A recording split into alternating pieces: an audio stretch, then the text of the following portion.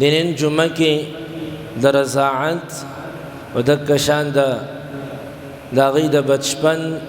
ماشوموالی او شق صدر د سینې سری کېدل او تقریبا د 25 سال عمر پورې د هغوی زندګۍ متعلق به خبره کېږي.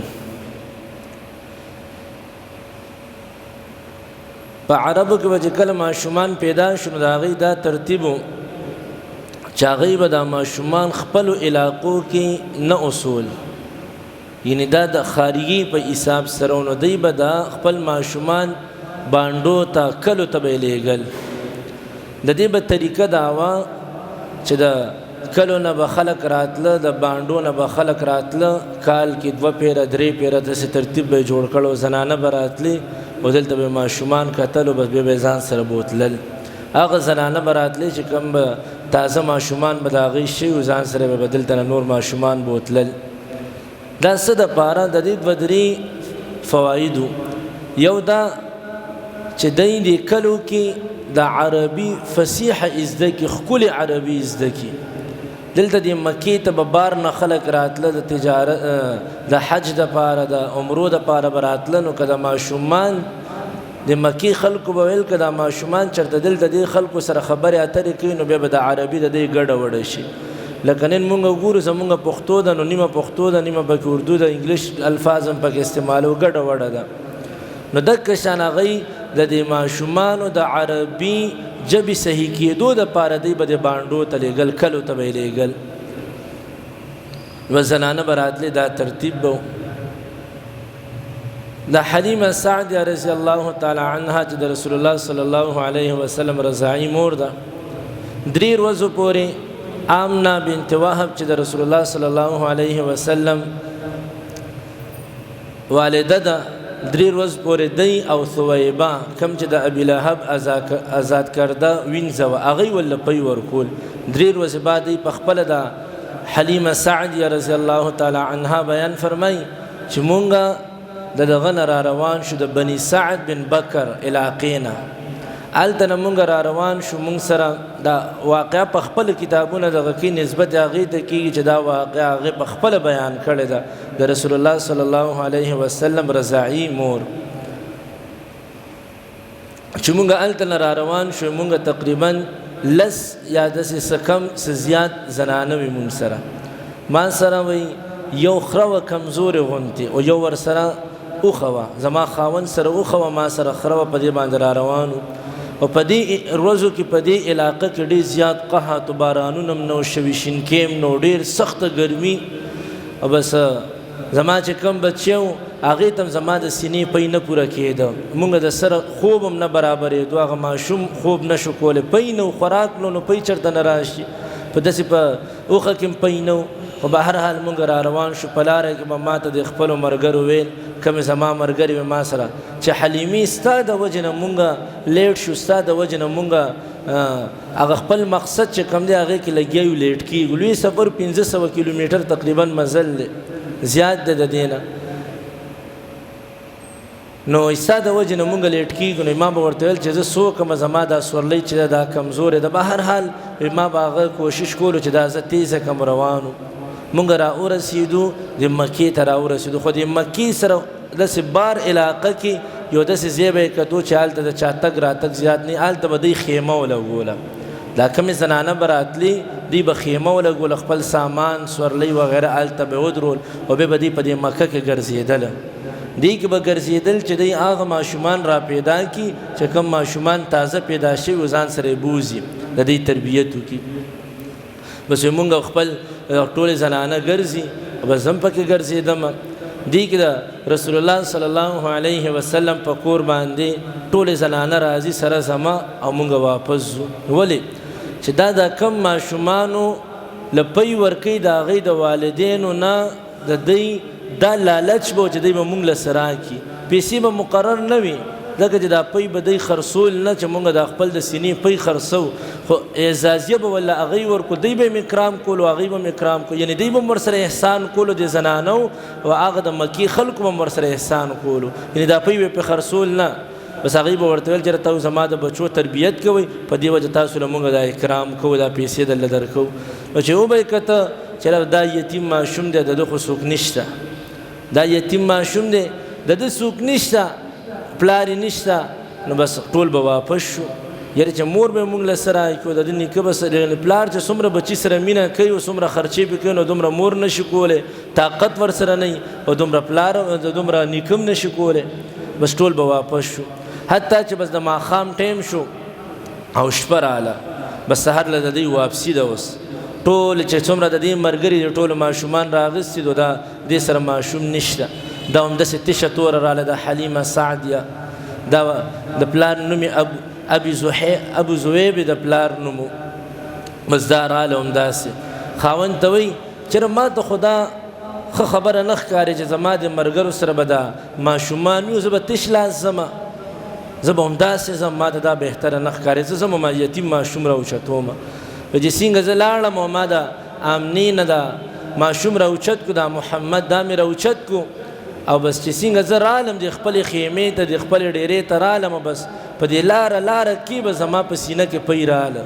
دومره پی راله چې د ده د کم رضاعي ورور عبدالله نوم د هغه هغه هم ښه ډېر پی وسکه او د محمد هم ښه ډېر پی وسکه. وایي چېرته زما دا زوی د عبدالله چې کوم دی د دې حلیمې خپل زوی، وایي دا چېرته زما په سینه باندې آرام سره نه دی وده شوی چې دی فول موړ شوی دی په ګېډه باندې دی برابر شوی دی وده شوی دی، په دې ټایم کې دی په پی باندې موړ شو، دی زما په سینه باندې وده شو. او بس وایي چې دې کې د دې حلیمې خاوند حارث نوم د هغې حارث، یعنی د رسول الله صلی الله علیه وسلم رضاعي والد محترم. بس هغه لاړه د خپل ځان دپاره د اوښې نه پی راله شي چې هلته لاړه هغه اوچه اوښه چې د سره په هغې کې وایي لیږ وایي د نیش برابر پی به پکې، خو بیا به مونږ کوشش کولو چې څه خو مونږ ته میلو شي. بس هغې نه پی لږ شو، بس وایي هغې دا غولانځې چې کوم دي دا ښه برابر شوي دي، ښه ډک شوي دي، پی ته نه راوړه، ماله یې م راکړه، خپله یې مسکې او ځان سره دغم که ځان سره جمم که چې بل ټایم دپاره دومره. بس هغې کې دغه په دې کې شپه تېره شوه. چې سهار شوی ما ته دا حارث وایي دا خپل خاوند راته وایي چې حلیمې تا خو یو بهترین روح ځان سره راغستی دی، یو بهترین انسان دی راغستی دی، یو بهترین جسم دی ځان سره راغستی دی، یو بهترین ماشوم دی راغستی دی چې ده کې ما ته څه عجیبه غوندې کمالات ښکاري. نو حلیمه وایي چې ما ورته ویل چېرې ما ته هم همداسې ښکاري، ځکه چې زما په سینه کې پی نه و، ځکه زه اوږې ومه، زما دا یو بچی د عبدالله چې کوم دی دی به نه مړېدو، دا د اوس ورسره دا بل محمد هم مړېږي، او دا زمونږ دا اوښه تا ته پته ده چې دی به پی نه کول. دا به هر حال به سال ته نه را روان شو،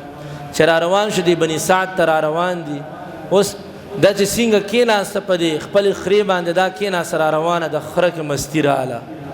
د دې سورلي وه په هغې کې مستي راغله او روانه ده. دا هغه سورلي وه چې هغه د کله د بني سعد نه مکې ته راځي نو په چابک باندې به مې واله چې شا به تیزه شا ملګري راله پیغور راکوي چې ستا د وجې نه ما سره داسې چلو شو. مثال به درکړم دلته نه تاسو لاهور ته ځئ په ستا گاډی پنچر شو به نور ملګري مړه ستا د لاسه یار مونږ لیټ شو داسې. نو دا هغه سورلی ده چې ما ته به دوی خبرې کولو چې زه واپس د مکې نه ځم نو دا اوس ښه په تیزۍ روانه ده. ما ته دغه وایي دا خپلې ملګرې راته وایي چې ای حلیمې ای د زویب لورې دا سورلی هغه ده دا ته چا خوا نه راته دا هماغه سورلی ده یا دا هماغه ده دا خو ته خو مونږ سره ډېره بې وفایي کوې عقابو کښې نو همداسې روانه ده. نو دا ورته وایي لکه زه به الفاظ داسې ووایم چې ګاډی هماغه ده خو ډریور یې بدل دی، څوک پې ناست دی؟ رسول الله پې ناست دی. رسول الله نسبت ورسره رالو، د زنانه سره رالو، د دې په سینې کې پی راله، د کچرې سره یا د اخرې سره نسبت رالو، په دې باندې کېناسته. د ټولو نه مخکې پیغمبر به وي او هغه به د نور چا نه رستو رواني، داس چرته کېدی شي. الله رب العزت د پیغمبر له مرتبه ورکوي ځکه چې دله نبوت لیکلی، نو مخکې نه بس د ده پیدایش کې عجیبه کمالات، بیا د ده بچپن دا ټول زده کمالاتو نه ډکې خبرې دي. دی حلیمه سعد یا بیان فرمایي چې مونږ راورسېو د خپل علاقې ته د بني سعد ته، او زما د علم مطابق په هغه ټایم کې په ټوله دنیا کې د دې علاقې نه د قحط علاقه بله نه وه. یعنې دلته چې څومره قحط و څومره تندي وه، یعنی د رزق کمی و نو بل ځای کې دومره نه و. په دې ځای کې چې څومره و په دې ځای کې چې څومره د رزق تنګ دغو که نه بل ځای کې دومره نه و بس زمونږ کور کې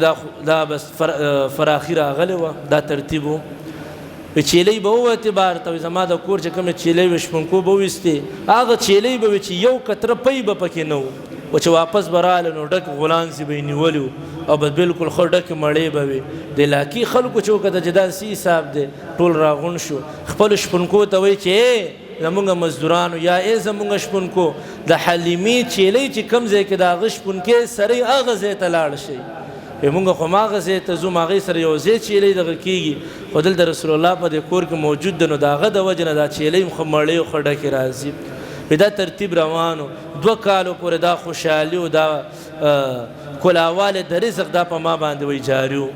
چې 2 کاله کله وشو 2 کاله زمونږ ترتیب به دا و چې 2 کاله به پوره شو دا ماشوم مونږ واپس خپلو میندو له بوتلل ځکه چې به د رضاعت موده به یې ختمه شو مونږ به بیا هلته بوتلل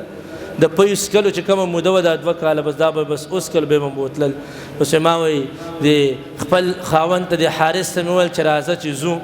بس وایي دواړه دا محمد مې واغېست زم شوم دا خاوند هم شو لاړو مکې ته آمنا ته دا ورته ویل چې یاره دا ستا امانت دی دا واله امنا بنت وهب د رسول الله حقیقي مور چې کومه وه اوس دا ورته چې واله خو ورسره مونږ دا خبره وکړه ځکه چې زمونږ په زړه کې د ده مینه زیاته شوې وه د محمد زمونږ زړه کې دا خواهش و چې دلته مونږ پرې نه دو مونږ واپس بوځو ځکه چې هلته پې زمونږ لین سیټ دی زمونږ کور کې فراخي راغلی د ده د وجې نه نو ورته وایي چې یاره دا وخت خو پوره شو خو مونږ درته منت کوو چې یاره دا مونږ له راکړه دا به هلته کې دلته په مکه کې وبام ده و دی به لږ نور د ده صحت به برابر شي د ده ترتیب به برابر شي مونږ له راکړه آمنه ولا نه ورکولو خو بیا به ډېر مینت وکړو ورکړو عزت صحیح ده رایې وستو وخت تیریږي 4 کاله یا 15 کاله عمر ته پیغمبر پاک صلی الله علیه وسلم ورسېدو او خپل د ورور سره عبدالله و داسې نور ماشومانو سره بس چیلۍ به بار ویستې او رسول الله به بار دا چیلۍ سرولې په دې کې یو واقعه راغله چې شق صدر واقعه ورته ویلی کېږي بیا په خپل ځای باندې د دې کم تفصیل دی بیا به یې کوو شق صدر مطلب دا چې شق معنی شلیدل او صدر د سینې سیرې کېدل بس اوس لګیا دی رسول الله چیلۍ دغه کوي چیلۍ سري یا ماشومانو سره لګیا دی لوبې کوي په دې کې 2 کسان راغله سپینې جامې اچولې دي یو جبرائیل علیه السلام او یو ورسره بله فرشته وه دا راغله او چې بس دا محمد راونی و به دی په داسې صلی الله علیه وسلم دی په ځمکه واچولو د ده دا سینه چې کومه دا یې وسیرله دې کې به وضاحت کوو بعضې خلک وایي چې دا معنوي شق صدر و یعنی معنوي د رسول الله سینه کولو شو حقیقتا د رسول الله دا سینه په بلیډ سره یا په سیره شوې نه ده زړه ته نه دی راوتی یعنی چې څنګه یو عام انسان ته الله رب العزت به د سینې کلاواله ورکړي فصاحت بلاغت ورکړي دکه شان د رسول الله د بعضې سیرت نګارو دا سوچ دی انشاءالله دې باندې به بیا را روان جمعو کې به خبره کوو به هر حال بس یو داسې چلو شو بل د ورور ورته ګوري عبدالله ورته ګوري په ژړا شو داسې حالات یې نه ولیدلي کور ته رامنډه که مور ته وایي اواز ورته وکړه چې یاره زما قریشي ورور چې کوم دی هغه څه کسانو رانیولی دا لالۍ و مړې کړو په دې کې حلیمه وایي چې ما رامنډه کړو دا خپل خاوند د حارث ته مې وویل چې راځه چې رالو بس دی اوس داسې نیغ ولاړ دی د رنګ کې تغییر راغلی دی د رسول الله صلی الله علیه وسلم په رنګ کې تبدیلی راغلی ده مثال رنګ کې فرق راغلی سپین رنګ و نو هغې کې معمولي غوندې فرق راغلی دی چې مونږ ورته چې دا ولې ټوله واقعه بیان کړه چې داسې 2 کسان راله و زما سینې وسیرله سینې نه زړه راوویستو زړه سره خوا کې یو ټوکړه وه هغې لرې کړه زه نور نه یم پوه شوی بهر د دې واقعي یو صحابي بیان فرمایي مسلم شریف کې حدیث دی هغه د دې تفصیل سره چې رسول الله صلی الله علیه وسلم دا مونږ ته دا وویل چې یاره دا زه چې څه ټایم بچپن کې وم 4 کاله یا 15 کاله او داسې دا جبرائیل علیه السلام هغه سره بل فرشته راله دا طریقه وکړه زما دا سینه یې وسیرله او دې نه زړه راوویستو د شیطان چې کم اثر په دې زړه کې موجود یې هغې ته نه وویستو یعنې زما او ستا په زړه کې شیطان وسوسې چې د پیغمبر د هغه وسوسو نه الله رب العزت حفاظت کړو یا دا د غوښې ټوکړه یا وینه وغیره هغې ته نه لرې کړه به هر حال د حلیمه چې کور ته راله د خاوند ته وایي چې یاره زما زړه کې خو یره پیدا شوه چې دا څه چل دی وډاری کې روان کړي دا پیغمبر پاک صلی الله علیه وسلم ځان سره روان کړي دو امنه له بوتلې ورته چې دا واله دا سامانت دو دا واله چې هغه ورته چې ولی تاسو خو مال ته ډیر اصرار کړو چې دا را کوز ولی واپس راوستو نو بدل نه بس خیر ده بس خبره نشته ورته نه حل وایا هغه ورته چې مون سره یره ده چې دې باندې شیطان خپل اثر کوي لکه هغه ټیم کې به د عرب د شیطان د اثر نه ډیر زیات یریدل چې مون سره دا یره د په باندې اثر کوي شیطان څه نقصان ولا ورنکی نو ورته وی امنه بنت وهب ورته وی رسول الله چې کوم حقيقي مور ده ورته وی چې تاسو ته خپل زوی سحال بیان کوم هغه د پیدایش حال احوال ورته بیان ک سټم پیدا شو کم حال مونږ تیر جمعه کې ټوله بیان ک چې زما د زوی الله رب العزت د دې حفاظت بکې د شیطان د لوی مرتبه والده بیا دین رسو بیان کوي بعض سیرت نگارانو لیکلي چې دوباره دا ځان سره بوته بعض وی چې نه وداوم دلته ایثار شو بیا شپږ کال عمر ته رسول الله صلی الله علیه وسلم چې ورسېدو د خپل مور سره او خپل مور سره مینه امنه بنت وهب خپل چې کوم حقيقي مور د بده سره داو شپږ کال عمر ته چې ورسېدو نو بیا د اراده وکړه چې د رسول الله حقيقي مور چې کومه ده اراده وکړه چې زه دا بوزم یثرب ته بوزم بني نجار علاقی ته وبسال ته زلاړ شم دو علماء کرام دو مقاصد دلته بیان یو مقصد دا دی چې آلته د رسول الله صلی الله علیه وسلم د والد محترم قبر مونږ ویلو چې هغه آلته په یثرب کې وفات شوی ویلی مونږ نه مخکې جمعه چې هغه آلته وفات شوی نو هغه قبر لاړه دا زنانه او جاوی چې رضا آلته لاړ شم دا خاون می یاد شوی دی یاد خپل بچی ته د خپل پلار دا قبر وغیره وخیمه او دوی مقصد دا چې د آلته ماماګانو کړه بوزه ماما پس نسبت کتابونه ذکر کوي چې ماما نسبت ورته پدی وجه باندې کو مخکې مونږ ویلو چې د رسول الله د نیکه پلار هاشم چې کم دی هغه د دې نجار د قبیلې نه جنې کړه و سلمہ بنت عمر دا غي نوم پدی وجه باندې ورته د ماما نسبت ورته وکړو بس به هر حال د آلته یو میاش موجود و دا آمنه بنت وهب رسول الله او د رسول الله صلی الله علیه وسلم نیکه عبد المطلب ورسره د پلار وینځه ام ایمن دا ورسره دا سلور کسان آلته په مدینه کې یثرب علاقه کې دی موجودو 1500 کیلومتر د مدینه او د مکی ترمنځ فاصله د بدادي دا سفر او آلته دا موجودو میاشتې را شو واپس راځي په دې لار کې یو د مکی او د مدینه ترمنځ مدینه ته نږدې یو علاقه راځي ابوا ورته ویل کی په هغه ځای کې د رسول الله صلی الله علیه وسلم والده محترمه د امنه بنت وهب دا بیمار شو حالت دا وفات شو چې وفات شو نو د خپل نیکه عبد المطلب د خپل نوسه ځان سره راوستو مکی ته رااله ډیر زیات شفقت ډیر زیات مینه کوله د خپل بچونه زیات مینه د سره کوله ځکه چې زوی وفات شو بیا انګورم بیا وفات شو پاغه بچی باندې پاغه نوسی باندې د نیکه ډیر زیات مینه ورزي نو دل په مکه کې د الله رب العزت د کوټې سره خوا کې یو ځای جوړ کړو سټیج ورته وایا یا ورته یو چبوتره وایا یو د مشری یو ځای ولا جوړ کړو یو فرش غونته آلته بده کې ناسو عبد المطلب دین علاوه به آلته یو قسم نه کې ناستو د عبد المطلب خپل بچی به مالته نه کې ناست رسول الله صلی الله علیه وسلم برالو د وو کال عمر کې تقریبا رابلو بسالته به کې ناستو د رسول الله ترغان چې کوم دی به د لاسونو حضور نه نه دته بسنه وای دې به نه کوزوي د سپملا به ولا لا سوال د خپل نکاب حضرت عبد المطلب ولا پملا لا سوال وې د کې د لویواله او د شرافت او د عزت نه خز په د کې وینم دې به د دې زنه نه کوزوي په خپل ځان سره په پاغه ځای باندې به اته کال عمر ته رسول الله صلی الله علیه وسلم ورسېدو د عبد المطلب بیمار شو او بس د خپل زوی ته ابو طالب ته وصیت وکړو چې زما حالات د مرګ دي زمانه رسوبته زما د نوسی د خپل رواره حقيقي رواره چې ساده د عبد الله زوی د محمد د تربيت بکیو دا عبد المطلب چې کله رسول الله د اتو کال عمر ته ورسېدو حضرت عبد المطلب هم وفات شو ابو طالب د پرورش کول او تربيت خسته طریقې سره خپل طریقې سره تربيت کول تقریبا 40 سال نه زیات وخت پورې د ابو طالب د رسول الله مرګرتیا کړي د رسول الله صلی الله علیه وسلم د وجنه دشمنیم کړي دوستیم کړي نرمي ترمي ټول ارسه د وجنه برداشت کړي ډیره زیات مینه ور سره کړي دا 12 سال ته رسول الله صلی الله علیه وسلم عمر مبارک ورسېدو کله چې د 12 سال شو نو د اراده وکړه د ابو طالب اراده دا وکړه چې سفر کوم سفر لروان شو شام طرف ته ځي او د خپل زوی د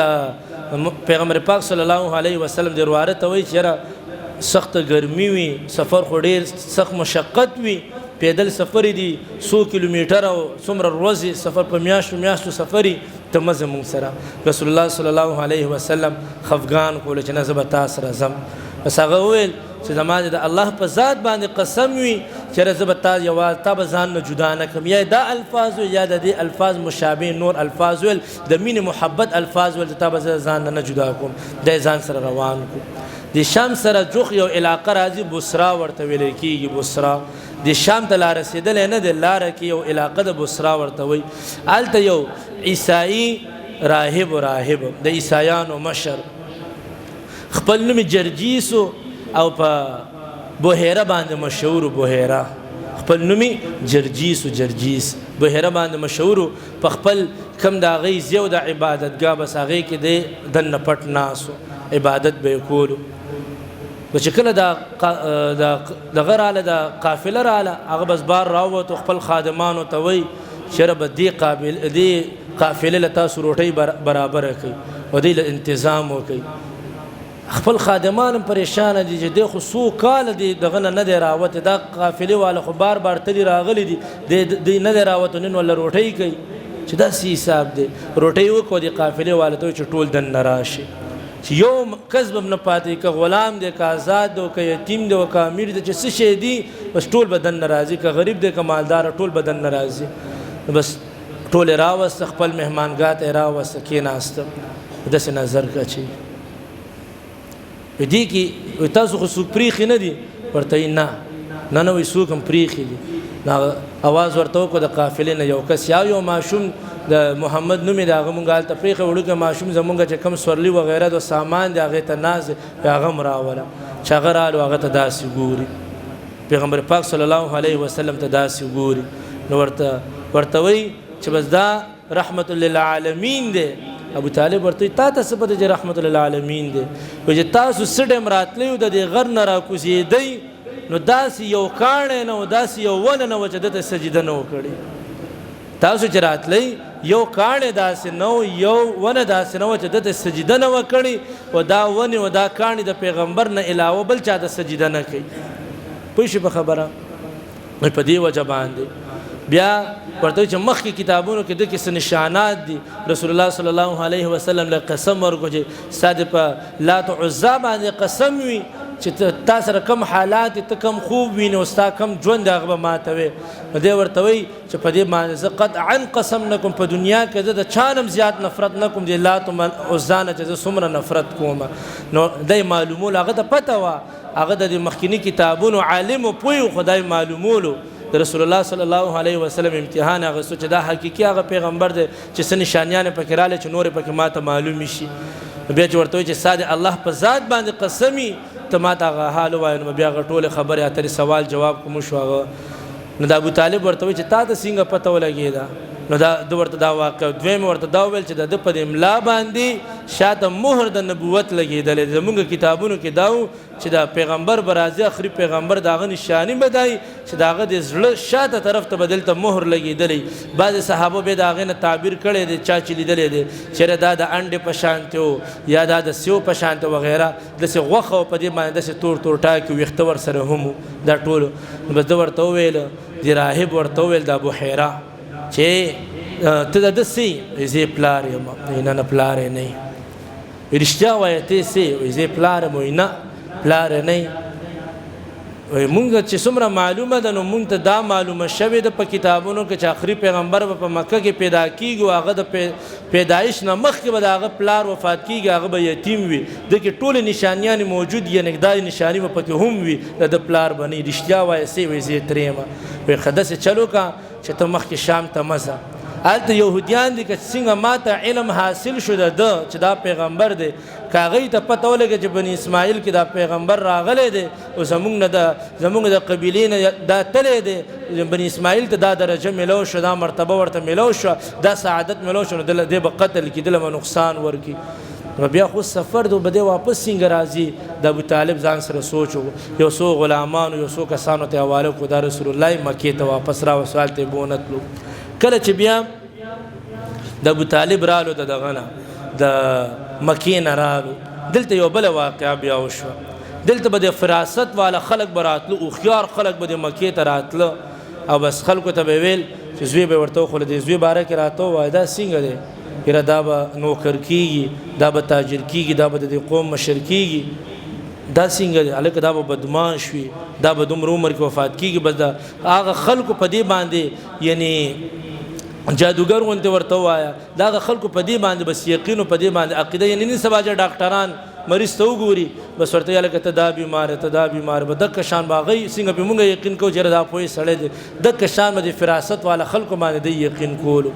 نو دې کې بس ټول ماشومان راولي ابو طالب ول خپل دارواره د محمد صلی الله علیه وسلم هم راوستو نو داسې ورته نیغ نیغ ګوري